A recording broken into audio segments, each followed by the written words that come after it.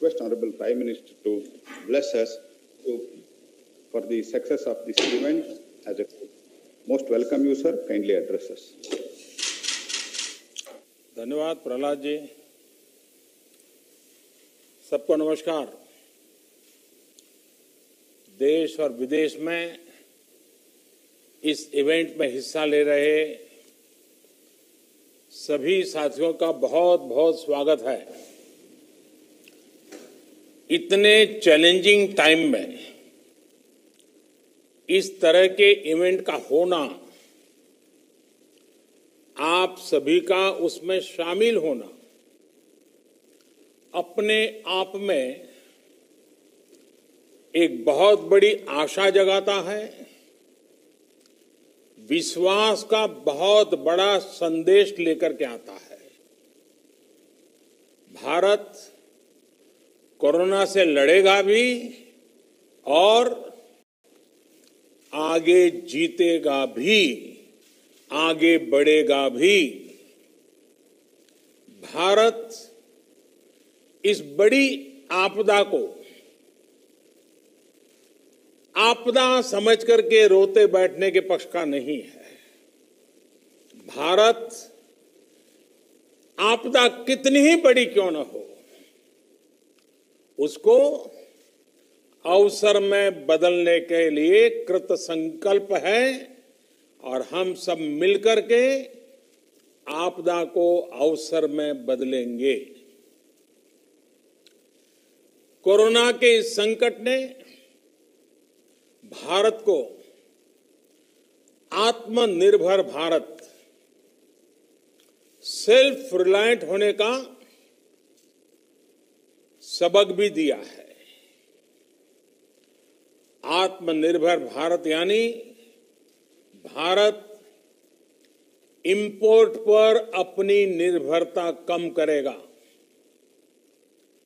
आत्मनिर्भर भारत यानी भारत इंपोर्ट पर खर्च होने वाली लाखों करोड़ों रुपयों की विदेशी मुद्रा बचाएगा और देश के गरीबों के कल्याण के लिए काम में लाएगा। आत्मनिर्भर भारत यानी भारत को इंपोर्ट न करना पड़े, इसके लिए वो अपने ही देश में साधन और संसाधन विकसित करने की दिशा में लगातार प्रयास करेगा, आगे बढ़ेगा। आत्मनिर्भर भारत यानी जिसे आज हम इंपोर्ट करते हैं, कल को, और ये बात मैं बहुत जिम्मेवारी के साथ आप सबके पर भरोसा होने के लिए कह रहा हूं, ये आप पर मेरा जो भरोसा है उसके लिए मैं कह रहा हूं कि आज हम जो इंपोर्ट करते हैं, कल को उसी के सबसे बड़े एक्सपोर्टर बनेंगे। साथियों, इस लक्ष्य को प्राप्त करने के लिए यह बहुत आवश्यक है कि हम एक एक सेक्टर को पकड़कर, एक एक प्रोडक्ट को पकड़कर, एक एक सर्विस का ध्यान करते हुए होलिस्टिक तरीके से काम करें। एक एक क्षेत्र को चुन करके उस क्षेत्र में भारत को आत्मनिर्भर बनाएं। आज का ये इवेंट इसी सोच को साकार करने की दिशा में एक महत्वपूर्ण इनिशिएटिव है, एक मजबूत कदम है। आज एनर्जी सेक्टर में भारत को आत्मनिर्भर बनाने के लिए, सेल्फ रिलायंट बनाने के लिए एक बहुत बड़ा कदम उठाया जा रहा है। ये कार्यक्रम सिर्फ कोल माइनिंग से जुड़े एक सेक्टर से जुड़े रिफॉर्म्स को जमीन पर उतारने का ही है ऐसा नहीं है, बल्कि ये 130 करोड़ एस्पिरेशंस को रियलाइज करने का कमिटमेंट है। ये हमारे युवा साथियों के लिए रोजगार के लाखों अवसर तैयार करने की शुरुआत है। साथियों, सेल्फ रिलायंस के संकल्प को सिद्ध करने के लिए जब पिछले महीने आत्मनिर्भर भारत अभियान की घोषणा हुई थी, तो कई लोगों को लगता था कि एक प्रकार से एक सामान्य सरकारी प्रक्रिया है, लेकिन महीने भर के भीतर ही हर घोषणा, हर रिफॉर्म्स, चाहे वो एग्रीकल्चर सेक्टर में हो, चाहे एमएसएमई के सेक्टर में हो, या फिर अब कोल और माइनिंग के सेक्टर में हो, हर क्षेत्र में एक साथ अनेक प्रकार के कदम उठाए जा रहे हैं, निर्णय किए जा रहे हैं और निर्णयों को तेजी से जमीन पर उतारने के लिए हर कोई कोशिश कर रहा है। ये दिखाता है कि भारत इस क्राइसिस को अपॉर्चुनिटी में बदलने के लिए कितना गंभीर है, कितना कमिटेड है। आज हम सिर्फ कॉमर्शियल कोल माइनिंग के लिए ऑक्शन ही लॉन्च नहीं कर रहे हैं, बल्कि कोल सेक्टर को दशकों के लॉकडाउन से भी बाहर निकाल रहे हैं। कोल सेक्टर के लॉकडाउन का क्या प्रभाव रहा है, ये मुझसे भी ज्यादा आप सब लोग बेहतर तरीके से जानते हैं। सोचिए, जो देश कोल रिजर्व के हिसाब से दुनिया का चौथा सबसे बड़ा देश हो, जो दुनिया का दूसरा सबसे बड़ा प्रोड्यूसर हो, वो देश कोल का एक्सपोर्ट नहीं कर रहा है, बल्कि हमारा देश दुनिया का दूसरा सबसे बड़ा कोल इंपोर्टर है, कोल आयात करता है। बड़ा सवाल ये है कि जब हम दुनिया के लार्जेस्ट प्रोड्यूसर हैं, एक प्रकार से लार्जेस्ट प्रोड्यूसर के जो मेन ग्रुप हैं, हम उसमें से एक हैं। अगर ये सच्चाई है तो हम लार्जेस्ट एक्सपोर्टर क्यों नहीं हो सकते? और ये हम सबको अपने आप को पूछना है। और यही सवाल मेरे आप सभी को और करोड़ों भारतीयों के मन में भी हमेशा उठता रहा है। साथियों, हमारे यहां दशकों से यही स्थिति चल रही थी। देश के कोल सेक्टर को कैप्टिव और नॉन कैप्टिव के जाल में उलझाकर रखा गया था। इसको कंपटीशन से बाहर रखा गया था। ट्रांसपेरेंसी की एक बहुत बड़ी समस्या बार बार सामने आई है। ईमानदारी से ऑक्शन को छोड़िए, कोयला खदानों के अलॉटमेंट में बड़े बड़े घोटालों की चर्चा हर किसी ने सुनी है, हर समय हुई है, हर कोने में हुई है। इस वजह से देश के कोल सेक्टर में इन्वेस्टमेंट भी कम होता था और उसकी एफिशिएंसी भी हमेशा सवालों के घेरे में रहती थी। कोयला निकलता किसी राज्य में था, जाता सैकड़ों किलोमीटर दूर किसी अन्य राज्य के पावर प्लांट के लिए होता था, जबकि वे राज्य के पावर प्लांट्स कोयले का इंतजार करे रह जाते थे। यानी काफी कुछ मिसमैनेज था, अस्त व्यस्त था। साथियों,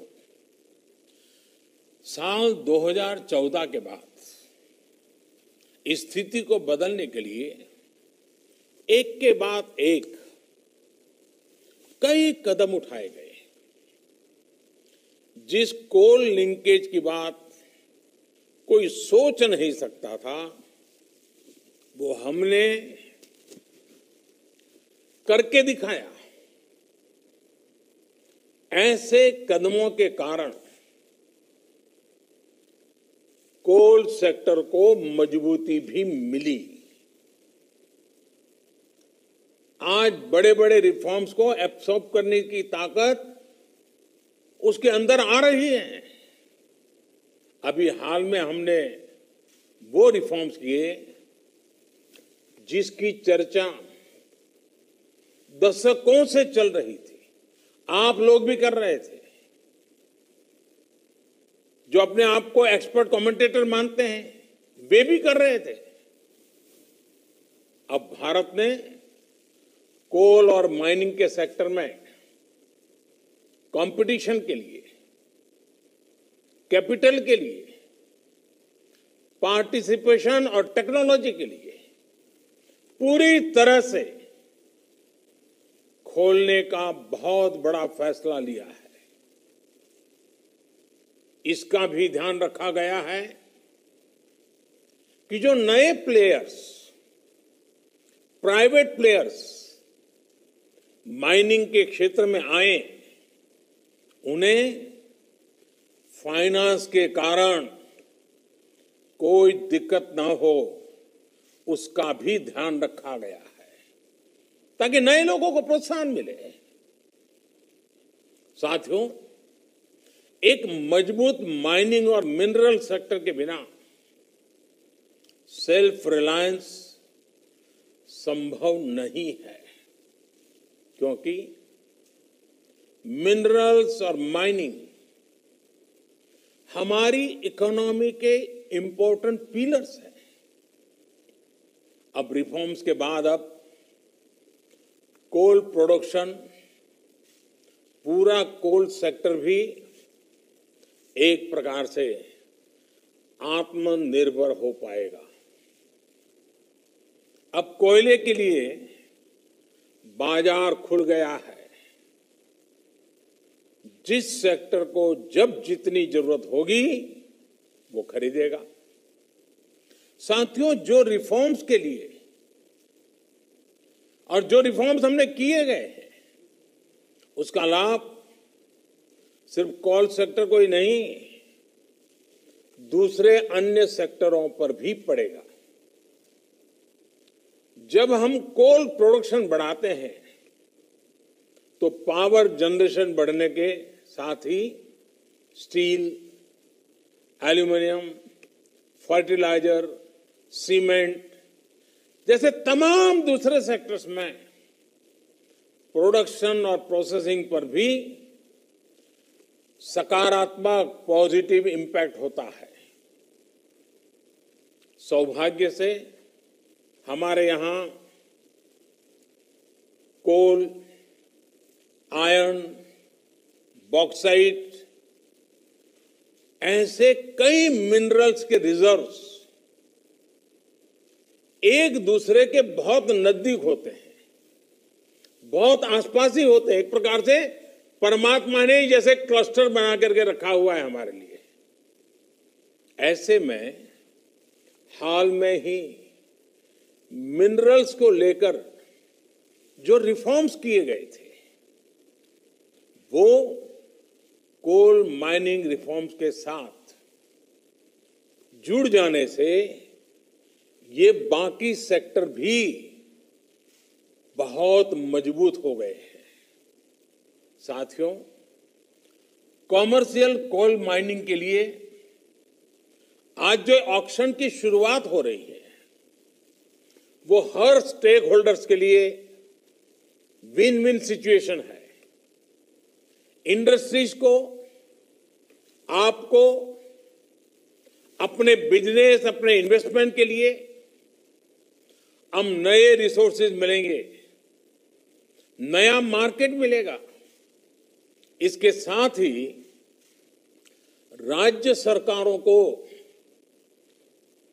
बेहतर रेवेन्यू मिलेगा।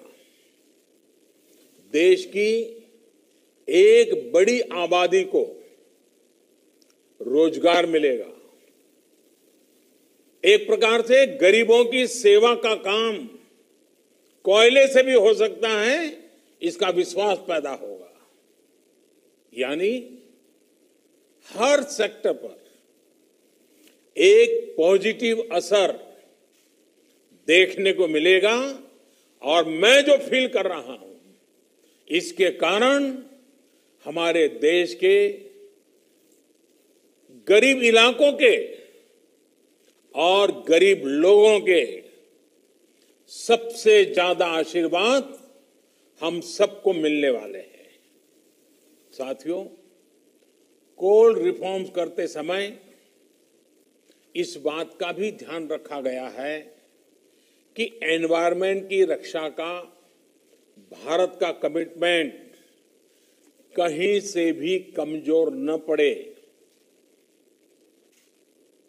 कोल से गैस बनाने के लिए अब बेहतर और आधुनिक टेक्नोलॉजी का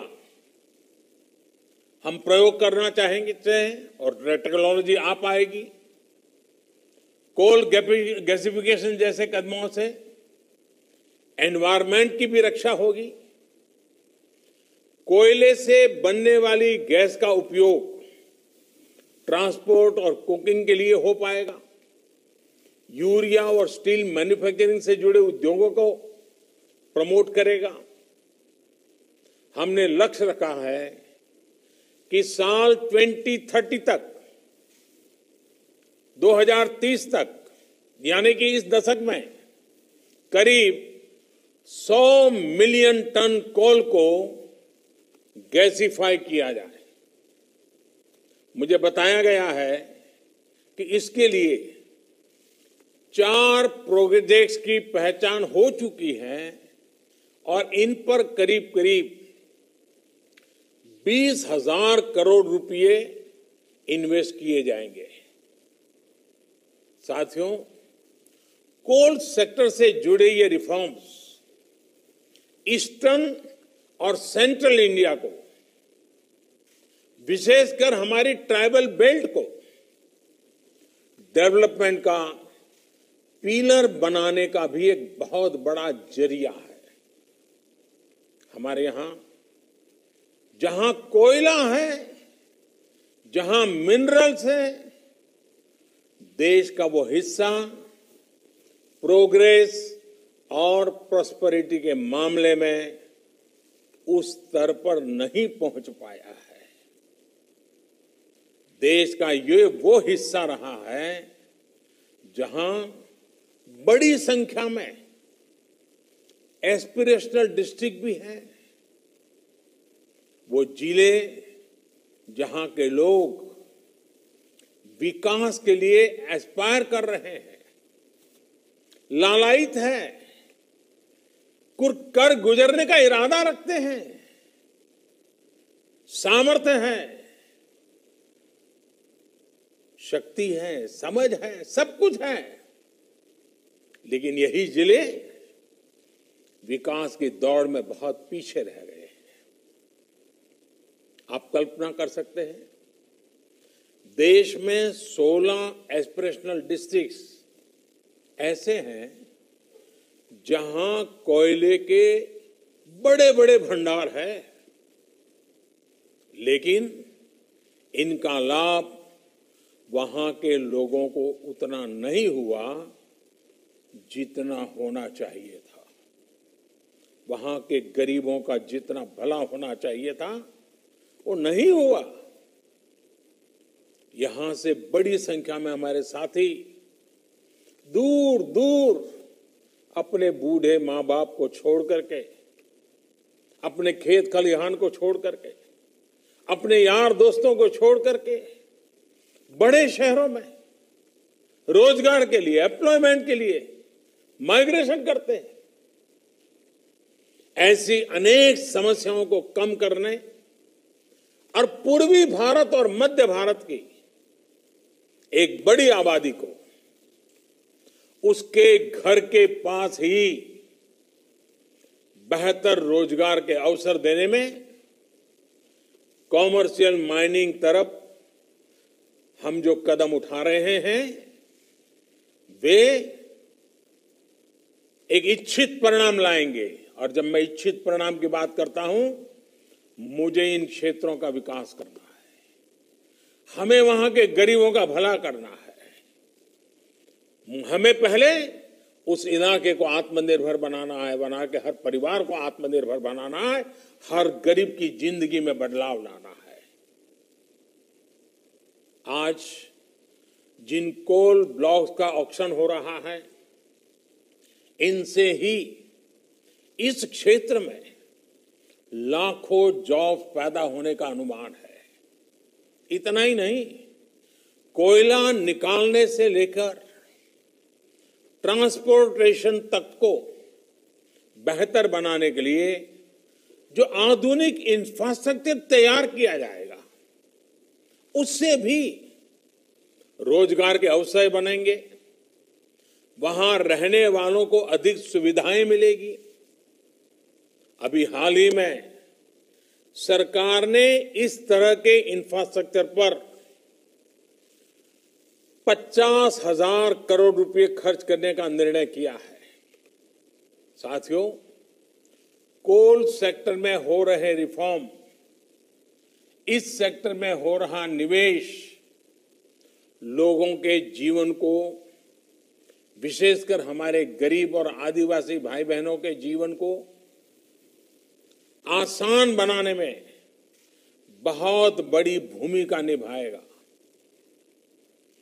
कोल प्रोडक्शन में, अनकोल प्रोडक्शन से राज्यों को एक्स्ट्रा रेवेन्यू मिलेगा, उसका इस्तेमाल वहां की जन कल्याण योजनाओं में होगा, उस राज्य के विकास में होगा। इसके साथ ही राज्यों को डिस्ट्रिक्ट मिनरल फंड, उससे भी बहुत मदद मिलने वाली है और ये मदद जारी रहेगी। इस फंड का बड़ा हिस्सा कोल माइनिंग के आसपास के इलाकों में जरूरी सुविधाओं के विकास में लगाया जा रहा है। वहां के लोगों की जिंदगी, ईज ऑफ लिविंग, उनको जीने के लिए जूझना न पड़े, उन्हें सरकारों के साथ जद्दोजहद न करना पड़े, वो आत्मसम्मान से जिए, वो आत्मनिर्भर होकर के जिए। यानी जहां संपदा है वहां रहने वालों में संपन्नता भी हो। इस लक्ष्य को लेकर हम आगे बढ़ रहे हैं। आज उठाए जा रहे ये कदम इस लक्ष्य को हासिल करने में बहुत मददगार सिद्ध होंगे।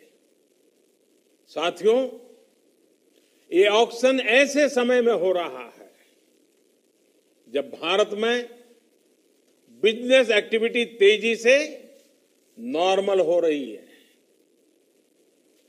कंजम्पशन और डिमांड बड़ी तेजी से प्री कोविड लेवल की तरफ आगे बढ़ रहे हैं। ऐसे में इस नई शुरुआत के लिए इससे बेहतर समय हो ही नहीं सकता। पावर जनरेशन हो, कंजम्पशन हो, पेट्रोलियम प्रोडक्ट्स की डिमांड हो, इनमें मई के आखिरी और जून के पहले हफ्ते में तेजी से बढ़ोतरी हुई है। इसी तरह अप्रैल की तुलना में ई वे बिल्स उसमें करीब 200% का बड़ा उछाल देखने को मिला है, 200%। जून में टोल कलेक्शन भी फरवरी के कलेक्शन का 70% तक पहुंच चुका है। मई के महीने में रेलवे फ्रेट टैरिफ उसमें भी अप्रैल की तुलना में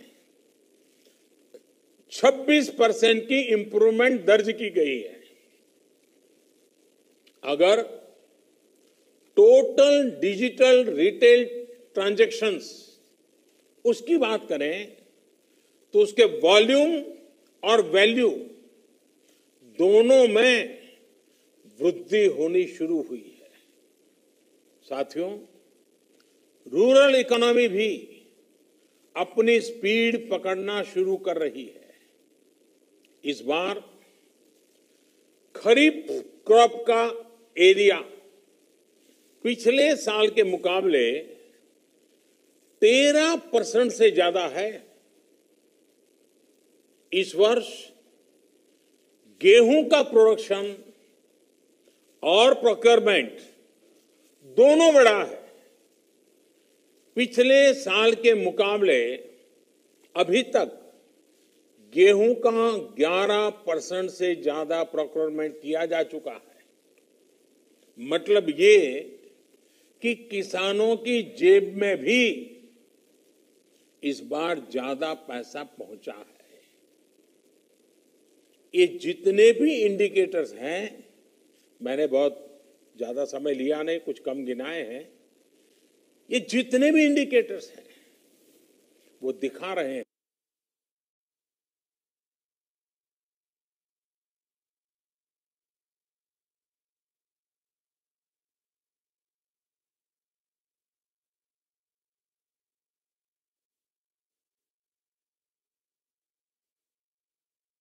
बाहर निकला है,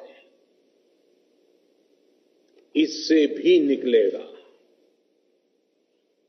हम भारतवासी अगर करोड़ों कंज्यूमर हैं तो ये न भूलें कि हम भारतवासी करोड़ों प्रोड्यूसर भी हैं। भारत की सक्सेस, भारत की ग्रोथ निश्चित है। हम आत्मनिर्भर बन सकते हैं।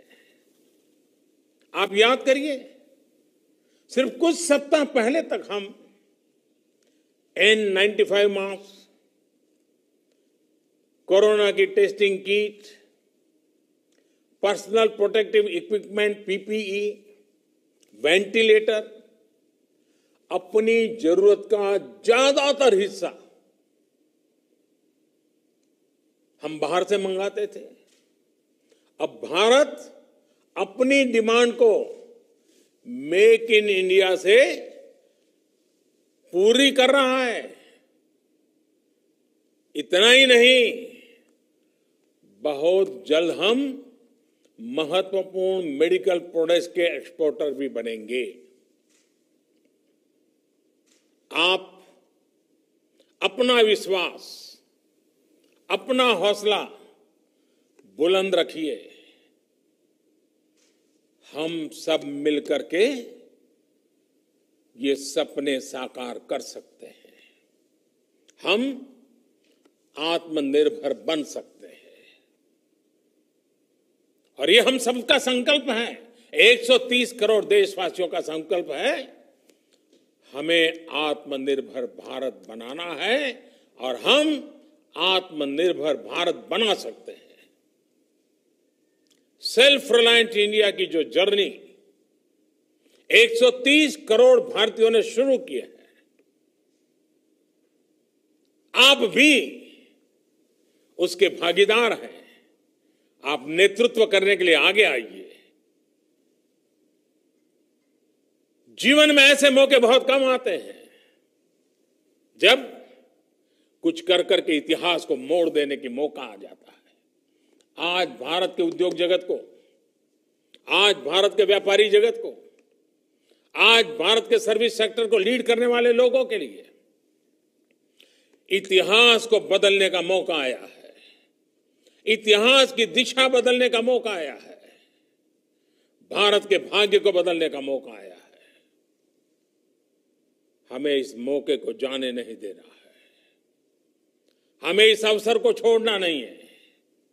आइए भारत को आगे बढ़ाएं, भारत को आत्मनिर्भर बनाएं। साथियों, आज मुझे आपके बीच आने का मौका मिला। मामला तो कोयले का है, हीरे के सपने देख करके चलना है।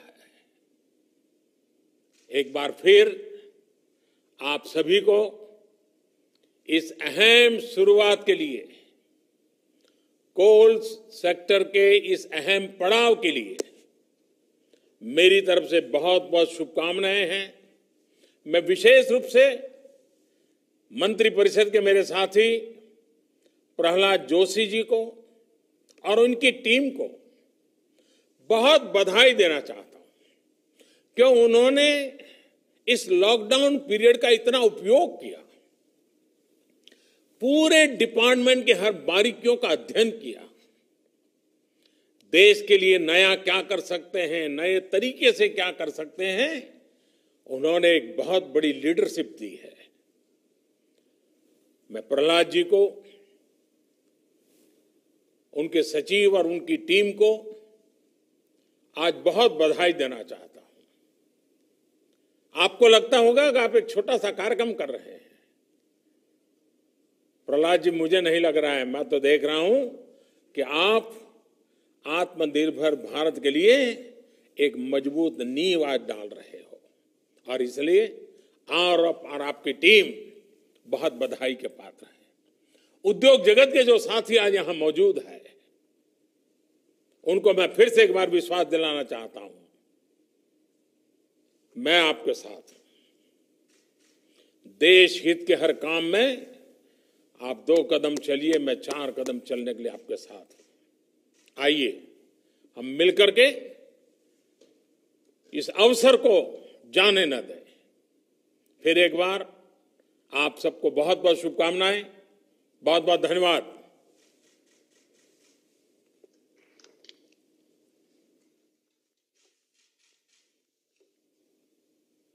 बहुत बहुत धन्यवाद सर आपको। आपने हमारा, you have inspired us, and इसके कारण हमको पूरा विश्वास है कि ये कमर्शियल कोल माइनिंग और आगे भी हम कुछ इसमें बहुत तेजी से बदलाव